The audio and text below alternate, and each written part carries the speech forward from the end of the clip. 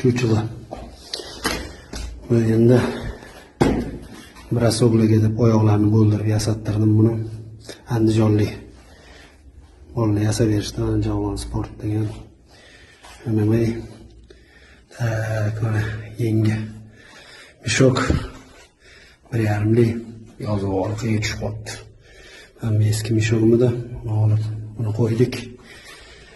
Так, mana bitta lestnitsalar, Ramzanning jigutlari,